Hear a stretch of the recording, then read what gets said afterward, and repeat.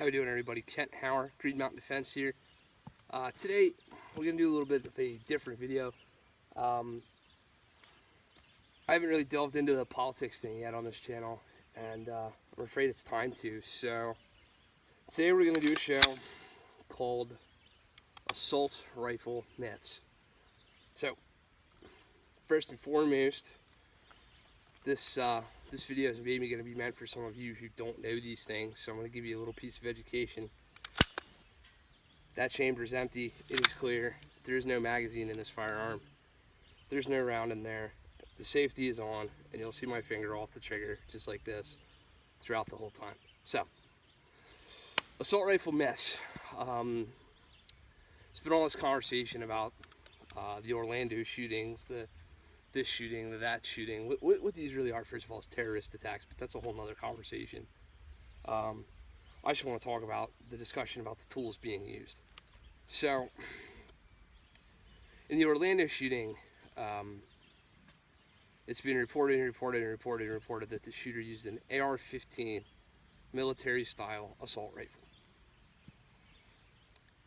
Firstly, he used a 6-hour MPX. Secondly, I'm going to debunk something for you right quick. I'm going to ask you a question. What does AR stand for? If you answered assault rifle, you are incorrect. AR actually stands for Armalite rifle. Armalite being the company that held the patent, and a gentleman by the name of Gene Stoner invented the gun. Go look that up if you'd like some more information. But AR actually stands for Armalite rifle. So that's the first assault rifle myth that we're going to go ahead and debunk right there. Another one that I hear often is automatic rifle. And you'll hear the media, when they discuss banning these guns, you'll hear them talk about, oh, we need to ban military-style assault weapons. Military-style assault weapons. Firstly, I would challenge you to go back in firearms history and look up a firearm that wasn't originally military style. Everything from the breech block guns to muskets to lever actions to the first Grand rifles. All these guns were originally military style. The main reason for that being that much like, for example, NASA has influenced a lot of our technology. Everything I'm using to record this probably wouldn't exist if it wasn't for NASA. Firearms technology has always been driven by and excuse me, and perfected by the militaries of the world. Not always ours, but certainly to call something a military-style assault weapon and say that proves, beyond a shadow of a doubt that, well, because it was designed by or for the military, we should automatically say, well, the hell with it, we're going to get rid of that thing. I don't know. I mean, are you going to get rid of your toaster just because NASA originally invented it and, because it was invented by a space agency, you don't feel like you have the right to own one, so therefore you're going to get rid of that technology? That doesn't fly with me. Most firearms you'll find have their origins with the military, so to call this a military-style weapon and say that something else isn't, that's very disingenuous. Automatic. They always refer to these as automatic assault weapons. This rifle functions very simply.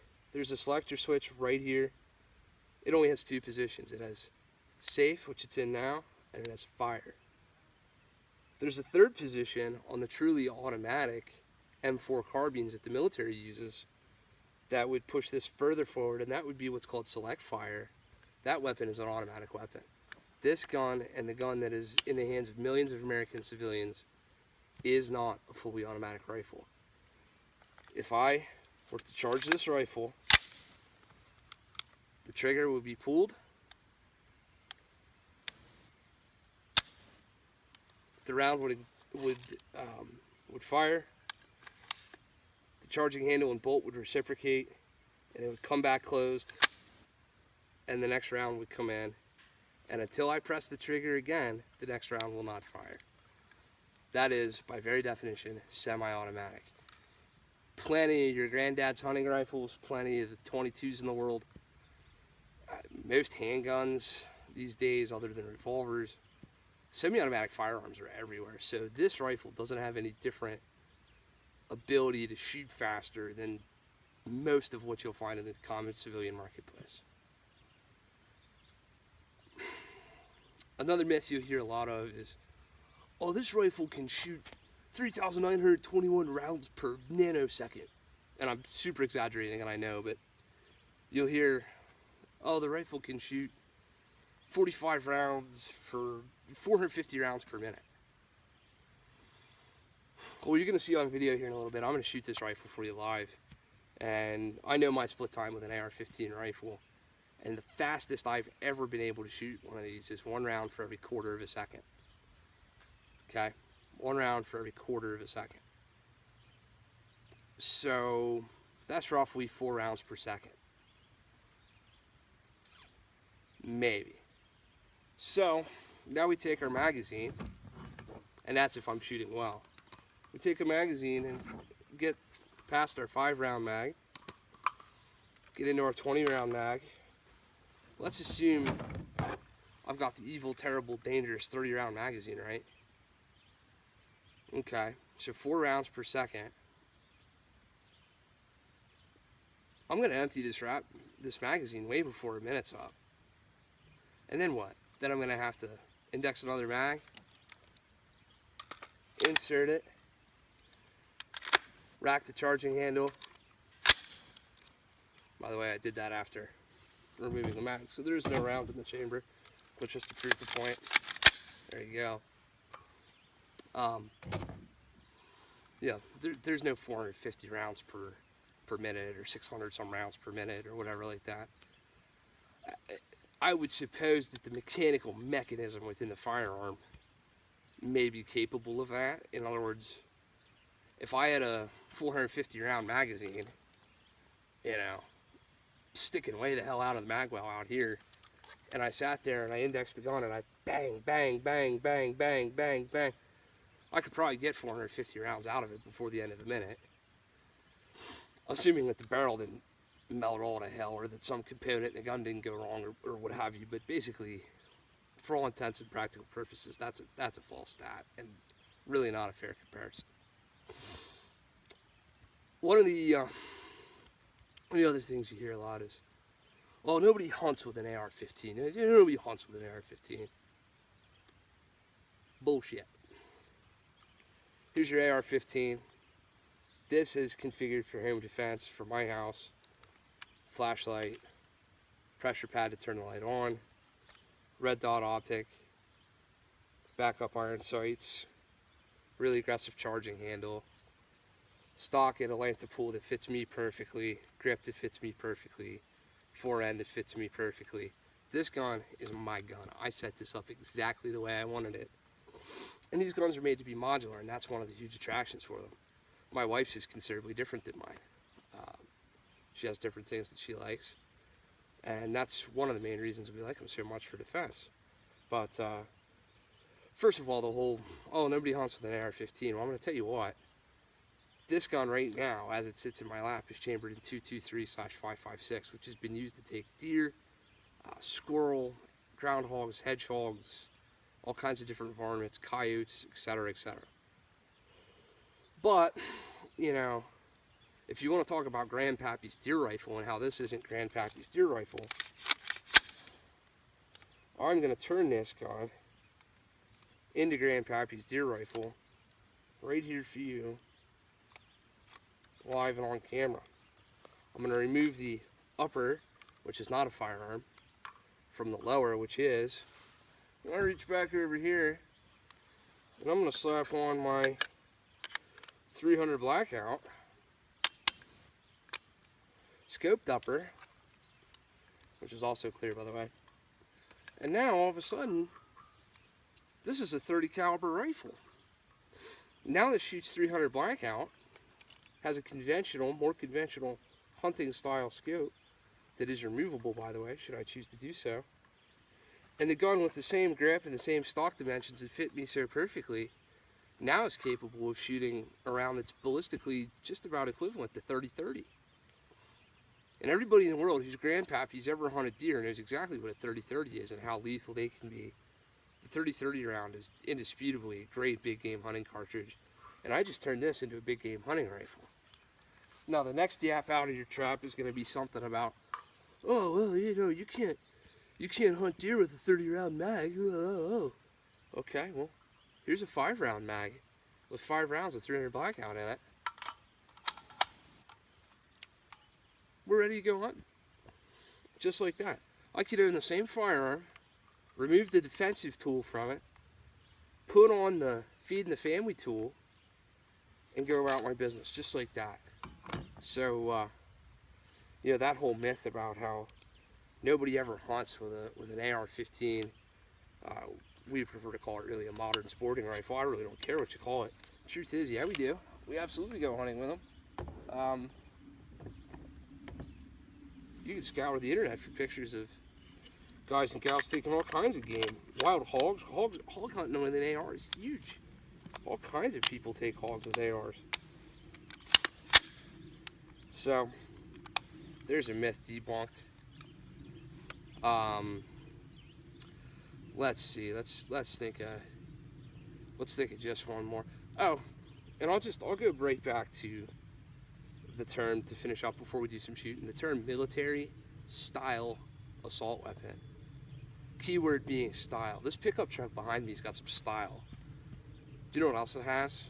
It has a 2.7 liter EcoBoost twin turbo engine in it. It's got 4-wheel drive. It's got a 4x4 package that, helps with skid plates and suspension and all that kind of other things for coming out here to places like this.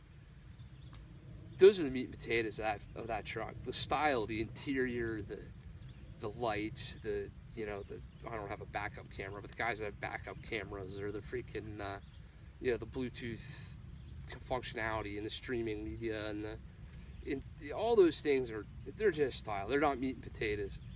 So when we talk about military style assault rifle, just because this looks, for all intents and purposes, very similar to what the M4 rifle is that the military is carrying, that doesn't make it a military weapon.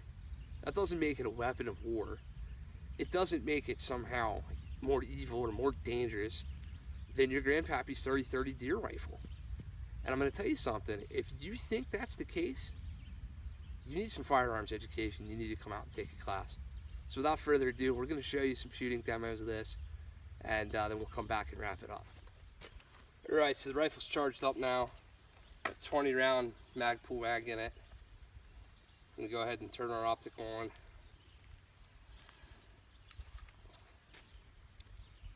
Everybody talks about why do we need this for self-defense, why choose this for self-defense over something else. Personally, that guy down there, that target downrange, is coming into my home. I could index the gun, bring it on target. I could use my light if I have to. I could illuminate him.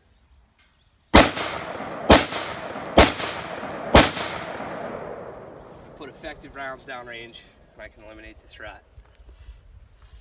Now, to the conversation of speed of, oh my god, you could shoot this super fast. Go ahead, see how long this takes, YouTube. Let's see. That was 4 rounds, so I got 16 left. See how many seconds or how long it takes for me to empty this mag into the silhouette target. Up.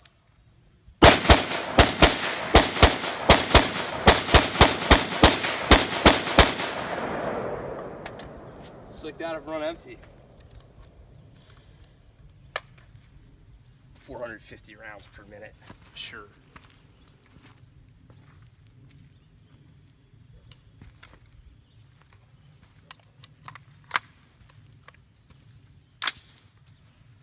Move on to a evil 30 round Magpul mag, and this is another thing that gets brought up a lot. Capacity, standard capacity versus high capacity, etc., etc. The 30 round mag is a standard capacity mag for an AR-15. That's what it was built for, that's what it was designed around. 30 or less is low capacity.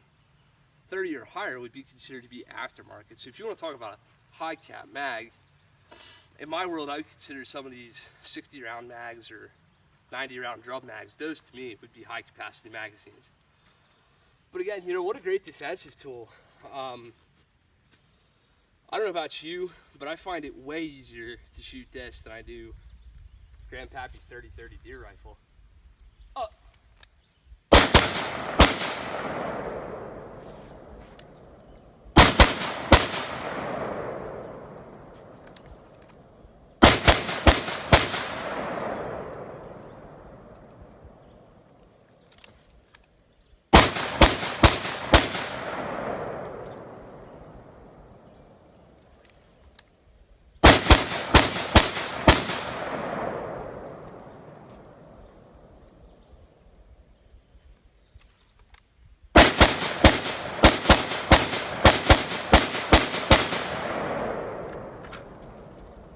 Just like that, we're empty again.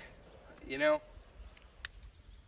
I don't want to hear about all this high capacity mumbo jumbo, because to me, we're just not there. I mean, that's only 30 rounds. You consider that out here on a square range, a pretty reasonably trained individual doing the shooting, that target stationarily. I hit every round, sure. It's dark, you're scared, somebody's coming in your house, you're frightened for your life. Are you gonna hit every shot? No. To me, if it's my wife using this to defend our house and our soon-to-be born child, I want her to have every one of these that she can have in her possession.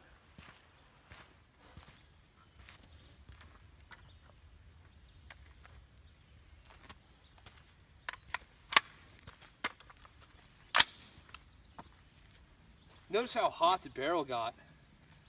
Just in that quick little burst, you know?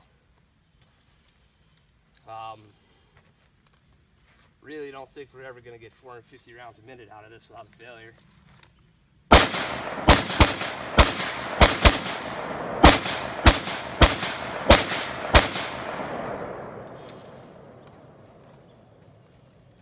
Make it quick and easy work at that target though. That's why we like this thing so much. Ultra reliable, ultra dependable. This is what I will rely on to save my life if I ever have to.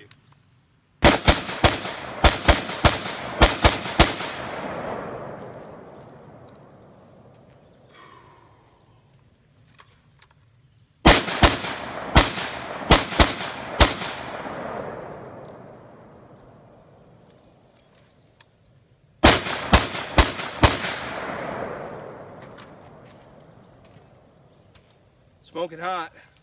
Smoking hot.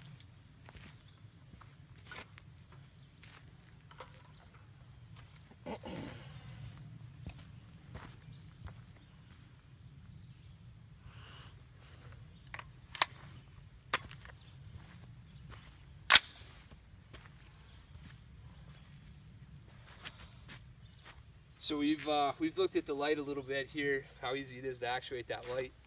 Talk about the backup optics for a second. Those optics flick up, and just in case my red dot fails me ever, I have a nice little backup tool, so I'll shoot through the backup sights now. Another great reason to own one of these for self-defense.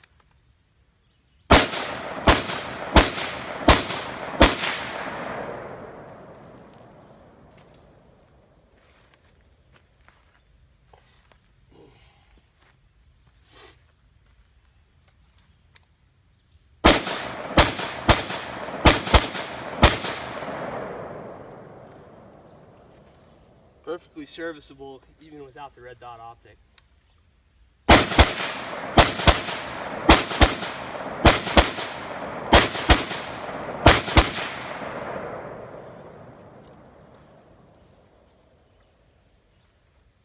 And they do what's called co-witnessing, meaning that you can look through the sights and see the optic red dot in the same spot.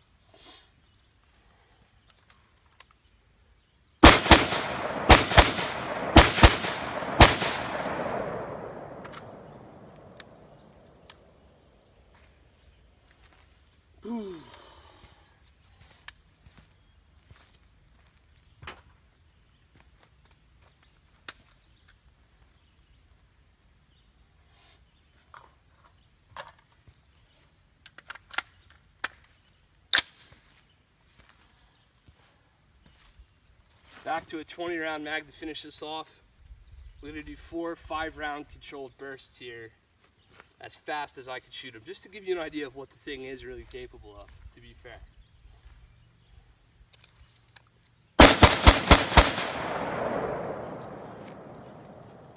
Split time on that's going to be about 1/4 second per round. Split time meaning the time it took me to re-index my trigger finger.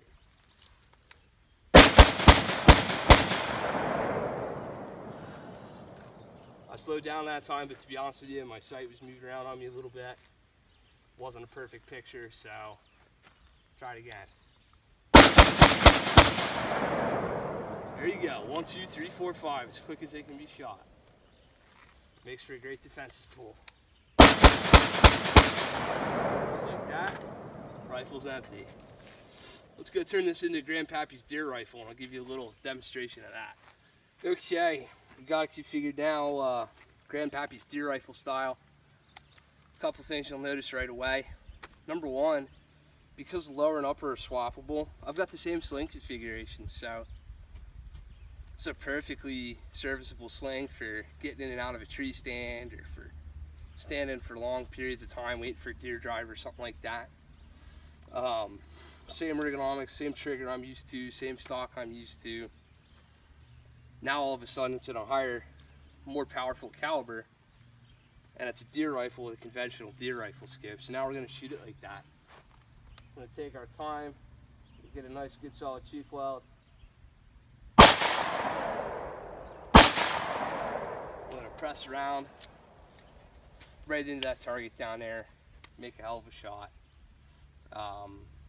You know, certainly it is capable of doing all the same things it was before. You know, it's still capable of the defensive stuff.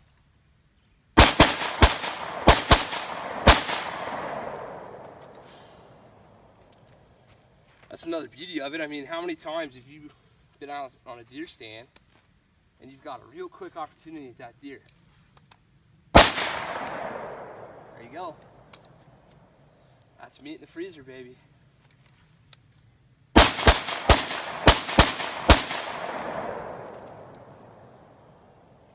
Very, very serviceable rifle for the purpose of deer hunt. Now, obviously, we're running the 30-round mags right now. That's more for the purpose of just doing this demo without having to swap mags a bunch. That was 5 rounds right there, and that's the maximum that you can have, at least in my state of Vermont, for deer hunting. And a semi-automatic rifle is 5 rounds. That doesn't give you a super huge advantage over the deer or anything like that.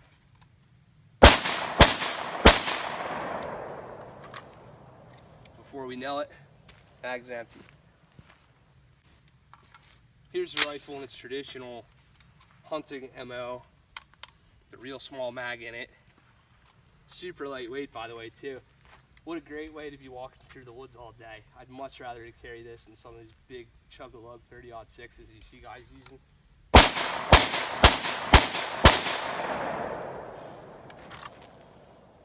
There's my 5 rounds. That was over before you knew it. I don't know if you've noticed this, but a lot of rounds going downrange, and I know I'm not going to jinx myself here. We've had 0 malfunctions with this. What a cool platform to be able to swap 2 separate calibers on and off, use the same mags, and have 0 problems. I gotta tell you, I like it.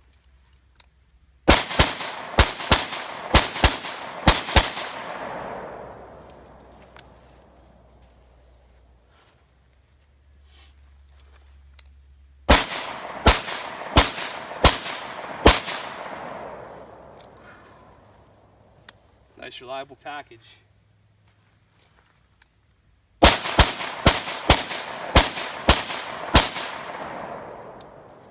Another quick point to be made, just kind of came to me while I was shooting this. This is a great tool to be able to have and say, you know what, I'm going to leave, I'm only going to have 1 rifle to defend myself. I'm going to go to deer camp. I'm not going to take extra defensive weapons or whatever. I'm going to take a 30-round mag or 2 along to defend camp in case I, should have some kind of an issue or have to defend myself from a mugger, robber, that kind of thing. And then I'm going to go hunt with a 5-rounder. Makes perfect sense to me.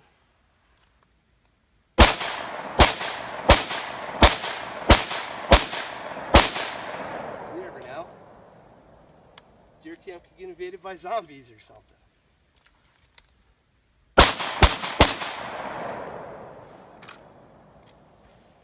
Let's sit down and finish our discussion, shall we? Yeah, right. So now we're hanging out here at camp with Grandpappy's deer rifle, right? The gun is what it is. The bottom line is we can talk technology, we can talk what it is and it isn't all day. We can talk about whether there should be 5-round mag capacity limits, or 10, or 15, or 20, or 30, or 365 gajillion. At the end of the day, banning this, taking this away from me and my family, disarming myself and my wife, making it more difficult for us to protect ourselves and our family, isn't going to do a damn thing to stop these psychopaths. The true facts are out there. There's evil in the world. There's terrorist organizations. There's good people one day who go bad the next day. There's folks who just, for whatever reason, domestic violence or a mental breakdown, decide that today's the day they're going to lose it. And the truth is that take away the gun, they'll use a car, they'll use explosives, they'll use a knife, they'll use their hands, they'll use whatever they can get a hold of, and they'll do damage. And examples of that are all over the world. Bombs and explosives, and hell, on 9/11 they used box cutters in our own planes to harm us. It's just a sad fact. The reality is what it is. But limiting my personal freedoms and your personal freedoms, because whether you choose to exercise them or not, they are still your rights. So limiting your own rights for the sake of safety or salvation or just a little more protection, that's a fallacy. It won't work. And I don't have all the answers. I'm not a geopolitical expert. I don't know exactly how to stop these bad things from happening, but I do know this. Taking this from me and from my wife and from my family is not the answer. Look, as always, we invite you to come up here and take a class. If you really want to learn, if you want to experience this for yourself firsthand, you're more than welcome. GreenMountainDefense.com, www.greenmountaindefense.com, at Green Mountain Defense on Facebook. YouTube channel is called Green Mountain Defense. Come find us, come talk to us, come have a civil discussion with us about what it is and what we believe. I'll do without the Facebook messages about how every time there's a mass shooting, it's my fault because I'm a gun owner and I'm an NRA member and everything else. Look, the NRA's got a great deal out right now. Life membership for $500 if you're so inclined. Go get hooked up. That's a great deal. You're not going to get another thing like that. If you're not going to come take training from me, go take training from somebody. There's great training out there. I recently took a handgun combatives class with Dave Spalding. I can't recommend that enough. Matter of fact, we're going to do an after action report video just on that topic alone. Stay tuned for that. As always, it's your responsibility to take care of your family, your loved ones, yourself. Be safe. Enjoy your shooting. May God bless America.